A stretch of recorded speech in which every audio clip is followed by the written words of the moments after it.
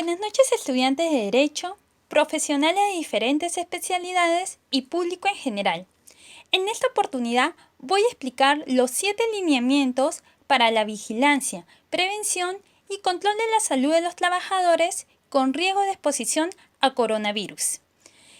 Es la resolución ministerial 239-2020 emitida por el MINSA. La resolución ministerial tiene una finalidad específica: prevenir el contagio del coronavirus. Además, tiene objetivos, que es establecer los lineamientos para la vigilancia, prevención y control de la salud de los trabajadores, tanto para el regreso y reincorporación al trabajo. Además, se debe aplicar medidas de vigilancia y prevención. ¿A quiénes se le aplica esta resolución ministerial? A personas naturales y jurídicas, a servidores y funcionarios públicos y al personal con vínculo laboral y contractual, sea del ámbito privado o público. Por eso, es importante que todo este grupo de personas tengan en cuenta que tanto los empleadores y trabajadores deben cumplir obligatoriamente esta resolución ministerial. Ahora desarrollemos el lineamiento número 1.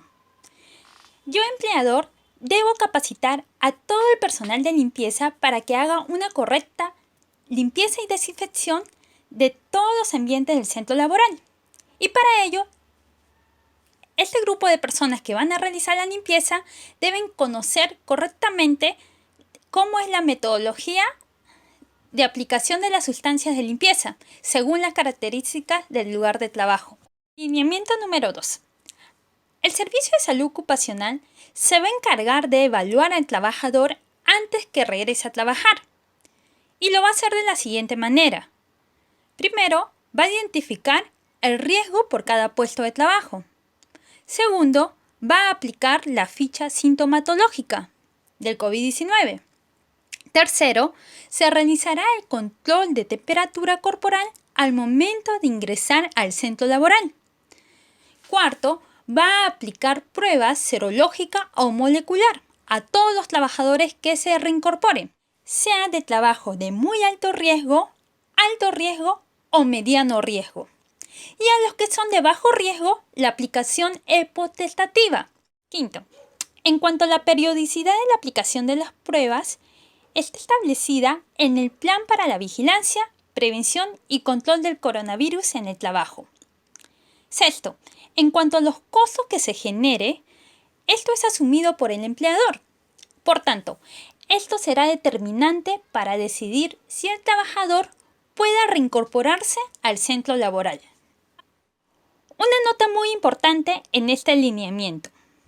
Si el médico ocupacional encuentra un caso sospechoso, debe accionar de la siguiente manera. Primero, debe aplicar la ficha epidemiológica. Luego, la prueba serológica o molecular. Y además debe identificar el contacto de coronavirus en su domicilio.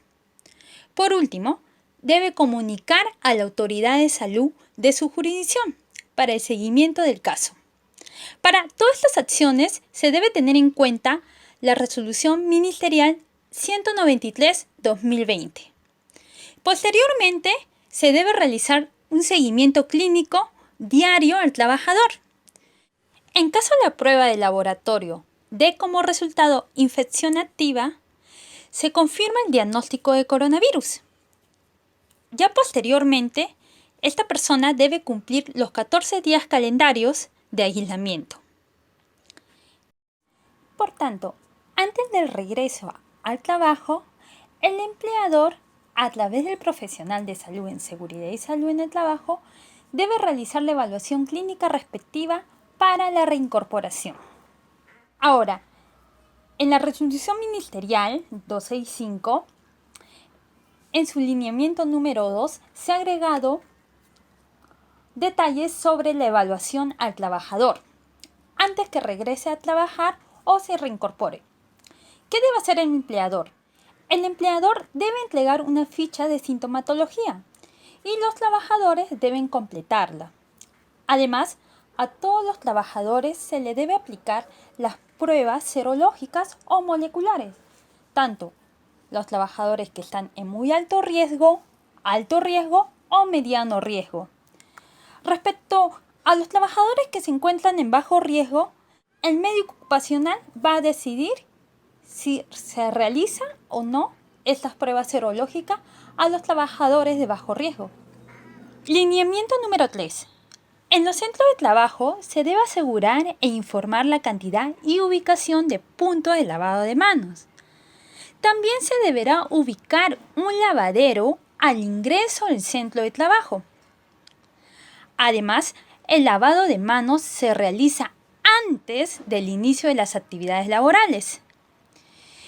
Y por último, en cada punto de lavado o desinfección deberá indicarse mediante carteles la ejecución adecuada del método de lavado de manos. Lineamiento número 4. Este lineamiento es muy importante para los trabajadores porque ellos van a tener que cumplir ciertas actividades, como por ejemplo asistir a las charlas sobre el lavado de manos y la forma de estornudar, o las capacitaciones de cómo se debe utilizar la mascarilla o el protector respiratorio. Y también se le va a informar cómo reportar si un compañero presenta síntomas de coronavirus y qué medidas preventivas se debe tomar dentro del centro laboral, en su comunidad y en el hogar. Ya en el lineamiento número 4 se ha mencionado que en los centros laborales se tienen que dictar capacitaciones para que el empleador pueda aplicar medidas preventivas. Y es por eso que en el lineamiento número 5 ya menciona las medidas preventivas y acciones dirigidas al medio o vía de transmisión. Es decir, en el centro laboral, posiblemente donde tú te encuentres trabajador, está el virus. Entonces, ¿tú qué medidas de prevención debes tomar? Y son las siguientes. Tu trabajador debe solicitar que tu ambiente esté ventilado. Además, debes mantener la distancia de 1 metro y utilizar tus equipos protectores. Y si eres personal que se encuentra en el nivel de alto riesgo, debes solicitar la FFP2 o la número 95 quirúrgico, que son los protectores respiratorios. Si te encuentras en los comedores, ascensores, vestidores, cafetines, recuerda mantener 1 metro de distancia. Y si te invitan a reuniones de trabajo y capacitaciones, lo que recomiendan es que deben ser virtuales, mientras dure el estado de emergencia. Pero si las reuniones de trabajo son presenciales, se deberá respetar el distanciamiento respectivo y el uso obligatorio de mascarillas. Y si tu trabajador realizas labores de atención al cliente, debes solicitar que te proporcionen barreras físicas. Por ejemplo, pantallas o mamparas para mostradores, además de una buena mascarilla. En el caso de campamentos o albergues para trabajadores, se deberá mantener el distanciamiento entre camas no menor a 1.5 metros. Y por último, se debe realizar una correcta limpieza y desinfección de calzados antes de ingresar a áreas comunes del centro de trabajo. Y por último, es importante que en los centros de trabajo se coloque puntos estratégicos para la acumulación de material contaminado, es decir, los tachos de basura. En el lineamiento número 6 menciona cuáles son las medidas de protección personal. Y aquí recalcan que es importante el uso y el equipo de protección respiratorio y menciona a los 2 tipos de protección, la FFP2 y la número 95, que es para uso exclusivo para el nivel de alto riesgo de exposición biológica.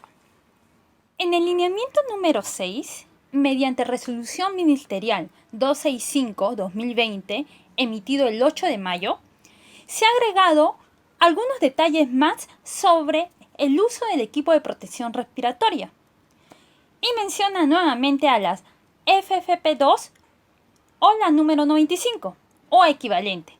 Indica, es de uso exclusivo para trabajadores de salud, de muy alto riesgo y alto riesgo de exposición biológica al virus SARS-CoV-2, que causa el COVID-19. Solo ese detalle han recalcado y que me parece importante. Por último, el lineamiento número 7, que está referido a la vigilancia de la salud del trabajador.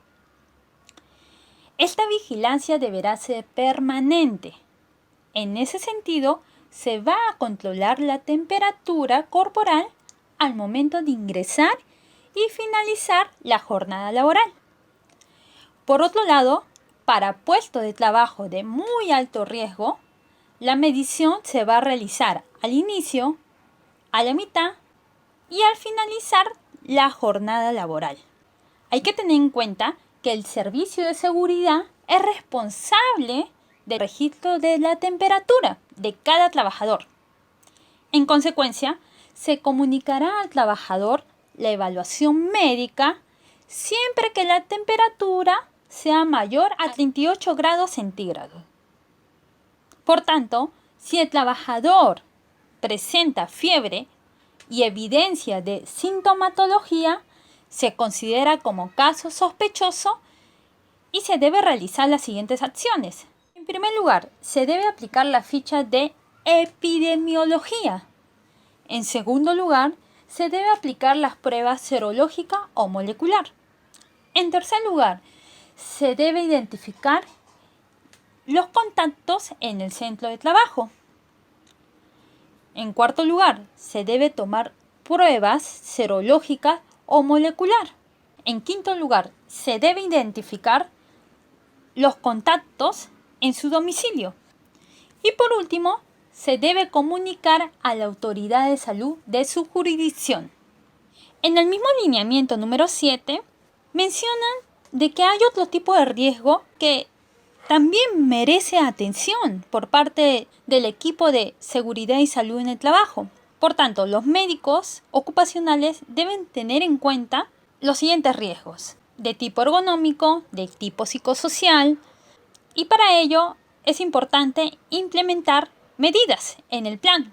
Y algo muy resaltante en este lineamiento es que haya una medida específica respecto a la salud mental para conservar un adecuado clima laboral.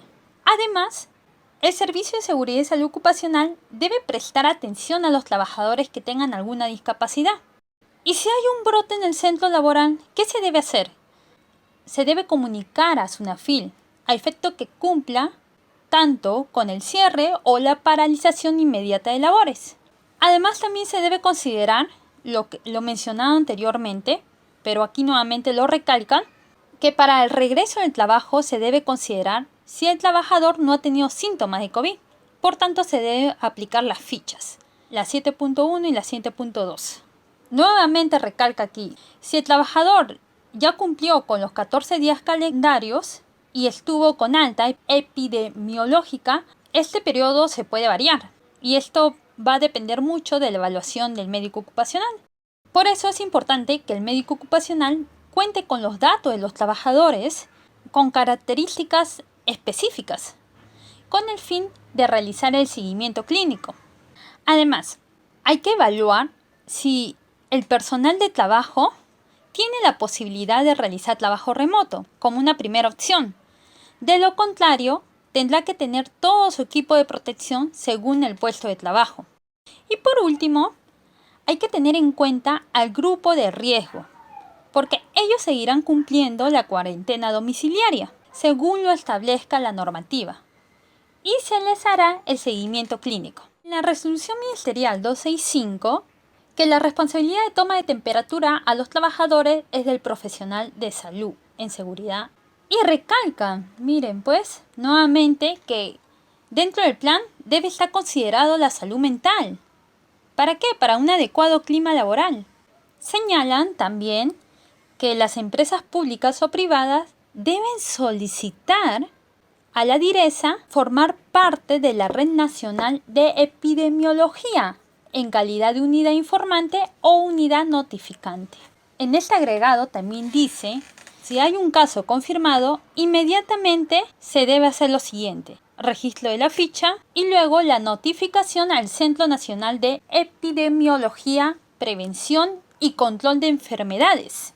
Y ahí muestra un aplicativo. Aquí hay que tener en cuenta algo sumamente importante. Durante la emergencia sanitaria y con la finalidad de garantizar el seguimiento de contactos, el personal de salud va a tener que coordinar con la DIRESA para que el personal de seguridad y salud en el trabajo realice una visita domiciliaria solo por el primer día, porque los demás días se va a realizar mediante llamadas telefónicas y esto va a perdurar hasta completar los 14 días. Se han agregado consideraciones para el regreso o reincorporación al trabajo de trabajadores con factores de riesgo para el coronavirus. Mayor de 60 años, los que tienen hipertensión arterial, los que sufren de enfermedades cardiovasculares, los que padecen de cáncer, los que tienen diabetes mellitus, asma, enfermedad pulmonar crónica, insuficiencia renal crónica, enfermedad o tratamiento inmunosupresor, obesidad con IMC de 40 más y aquellos que establezca el médico en seguridad y salud en el trabajo. A ellos se le va a tener que comunicar que sigan con la cuarentena hasta el término de la emergencia sanitaria. Y esto tiene su base legal en el Decreto Supremo número 008-2020. La resolución 265-2020 culmina con unas disposiciones generales y están referidas al trabajo remoto. En la primera disposición menciona que todas las instituciones públicas podrán otorgar las autorizaciones para el desarrollo de actividades económicas. Además, podrán aprobar las disposiciones y adecuarlo al documento técnico. En la segunda disposición se señala que los empleadores deben aprobar e implementar el plan para la vigilancia, prevención y control de coronavirus con relación a las características de la actividad económica. Aquí estamos hablando especialmente del trabajo remoto, sin excluir a las demás, obviamente. Y en la tercera disposición señala que las evaluaciones médicas ocupacionales deben cumplir con los lineamientos establecidos en el documento técnico. Y en la cuarta disposición indica, además, se debe cumplir las normas emitidas por el Poder Ejecutivo y el Ministerio de Salud. El agregado a estas disposiciones generales son las siguientes, ¿ok? A ver, hay una quinta y sexta disposición. En la quinta menciona que la aplicación de la prueba serológica es exclusiva para trabajadores. En ese sentido, los resultados de las pruebas deben registrarse en el sistema SICOVID-19. Dice, en ningún caso las entidades públicas o privadas pueden comercializar ni brindar servicios a terceros. Hay que tener muy en claro esto. Todo lo que está dispuesto en esta quinta disposición va a ser fiscalizado por las autoridades competentes. Y por último tenemos a la sexta disposición. Señala que todas las entidades públicas, empresas públicas y privadas deben aplicar el anexo número 1 del documento técnico mientras dure la emergencia sanitaria. Y vamos a observar este documento. Ahí lo tenemos. La resolución 265 culmina mencionando las responsabilidades en torno al nivel nacional, nivel regional y nivel local. En primer lugar, en nivel nacional, tenemos que el responsable es el Ministerio de Salud, el cual debe implementar el sistema integrado para el COVID-19 y habilitar mecanismos para el acceso a las entidades de fiscalización.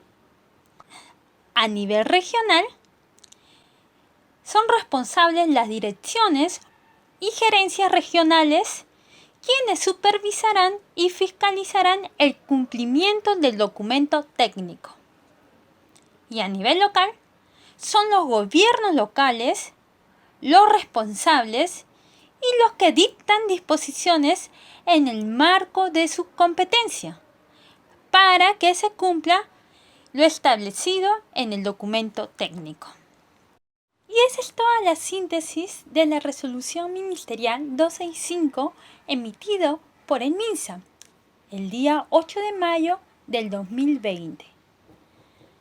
Aprovecho esta oportunidad para pedirles que se suscriban al canal San Legal.